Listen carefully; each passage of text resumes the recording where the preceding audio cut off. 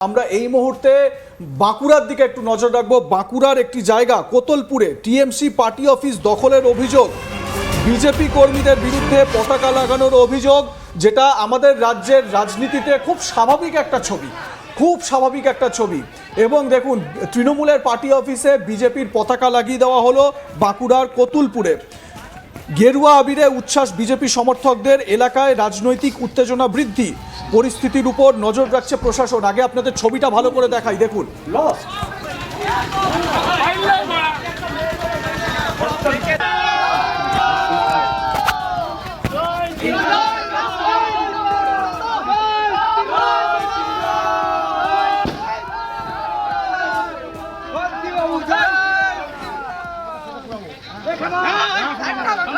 আবির খেলার উৎসব আমরা দেখতে পাচ্ছি বাঁকুড়ার কোতুলপুরে, এবং তারপর সেখানে এই স্থানীয় যে তৃণমূলের পার্টি অফিসটি, সেই পার্টি অফিস বিজেপির দখলে চলে গিয়েছে।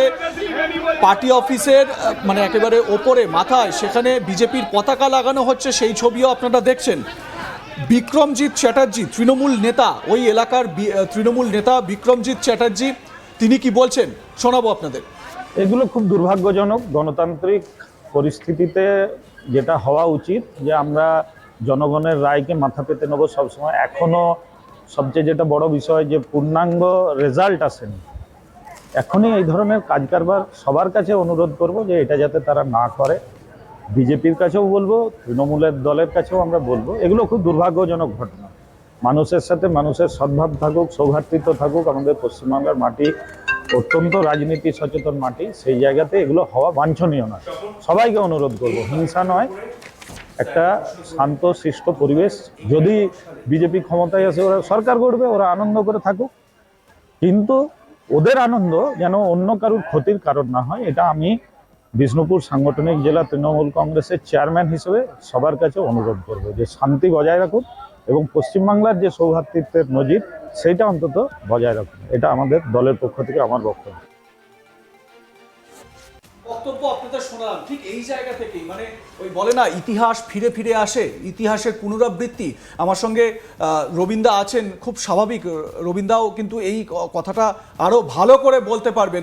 রবীন্দা, দেখুন, 2011-এ তৃণমূল ক্ষমতায় আসার পর থেকে আপনাদেরও বহু এরকম অভিযোগ ছিল, সিপিএম এর পার্টি অফিস দখল হয়ে গেছে, পার্টি অফিসে তালা ঝুলছে, আপনারা পার্টি অফিসে ঢুকতে পারছেন না।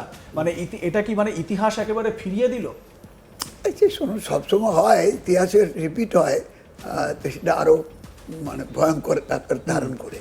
কিন্তু কথাটা হচ্ছে এইভাবে, আমাদেরও 2011-এর পর, এই রেজাল্টের পর আমাদের জিতেন নন্দী প্রথম খুন হয়েছিল, তারপর লোহার খুন হয়েছিল, এটা পশ্চিম মেদিনীপুর এবং বাঁকুড়ায়।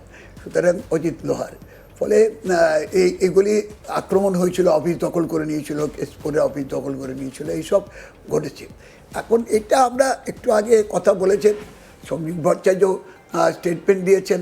আমরা আশা করব এগুলি না হওয়াটাই বাঞ্ছনীয়, কারণ নির্বাচনী ফলাফল যা হয়েছে, সরকার গঠন করবে যা ঘোষণা করেছে, আর সংকল্পপত্রে বিজেপি তার কার্যকরী করবে এটা চাইবে। যদি কার্যকরী না করে তার বিরুদ্ধে যারা বিরোধী আসনে বসবে তারা তাদের দায়িত্ব পালন করবেন।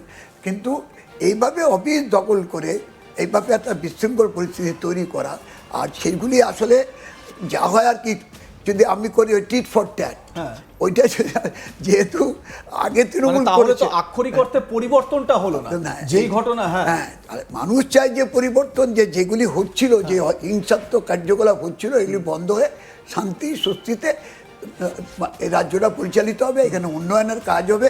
মানুষের মধ্যে রাজনৈতিক বিতর্ক থাকবে, ভিন্ন মত থাকবে, কখনো গ্রহণ হবে, কখনো বর্জন হবে, যা মানুষ গ্রহণ করছে সেই দিকে যাবে।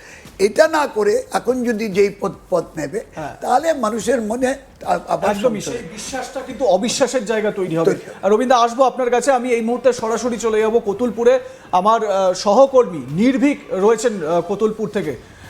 নির্ভীক, দেখো, আমরা যেটা রবীন্দ্রার সঙ্গেও কথা বলছিলাম, যে এই যে পরিবর্তনটা হচ্ছে বা পরিবর্তনের আভাস, এখনো তো এই এগিয়ে থাকা পিছিয়ে থাকা নিরিখেই আমরা কথা বলছি। তাও সার্বিকভাবে বিজেপির প্রভাব কিভাবে লক্ষ্য করছো বাঁকুড়া জেলা জুড়ে, জায়গায় জায়গায় কি ছবি লক্ষ্য করা যাচ্ছে? এমনিতেই বাঁকুড়া জেলা কিন্তু বিজেপির একটা শক্ত ঘাঁটি, কারণ 2021-এর যে বিধানসভা নির্বাচন, সেখান থেকে 8টি বিধানসভায় কিন্তু জয়লাভ করেছিল বিজেপি। এবারে সেই ঘটনার পুনরাবৃত্তি তো হলোই, বরং আসন সংখ্যা বৃদ্ধি হল। 12 বিধানসভা আসনযুক্ত এই বাঁকুড়া বিধানসভাতে 11টিতে এখনো পর্যন্ত এগিয়ে রয়েছে বিজেপি, কোনো ক্রমে একটিতে এগিয়ে রয়েছে তৃণমূল কংগ্রেস, তা হলো ইন্দাস।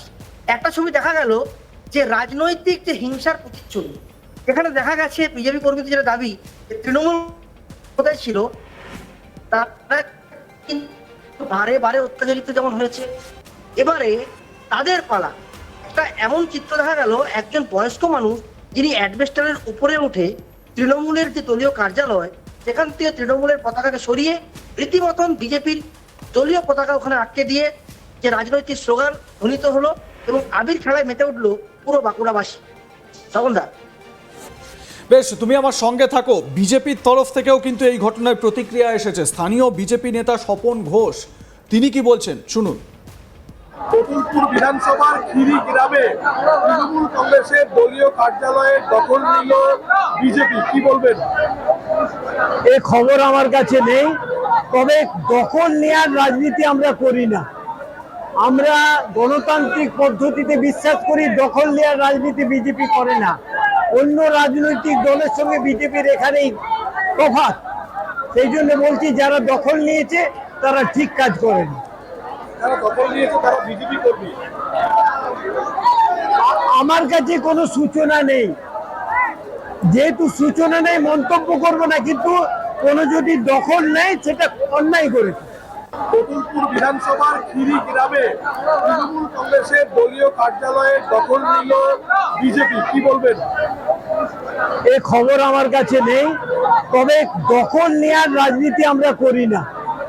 আমরা গণতান্ত্রিক বেশ, পদ্ধতিতে বিশ্বাস আমরা করি। শুনে নিয়েছি বিজেপি নেতার বক্তব্য। দখলের রাজনীতি আমরা করি না, কিন্তু তারপরেও এই অভিযোগগুলো তো সামনে আসছে।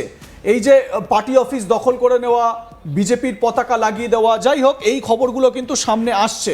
আমাদের নজর থাকবে এই সমস্ত খবরের দিকেও। নির্ভীক, আপাতত ধন্যবাদ তোমাকে, এবং আমরা পরিস্থিতির দিকে নজর রাখবো। আবারও তোমার সঙ্গে যোগাযোগ করার চেষ্টা করব।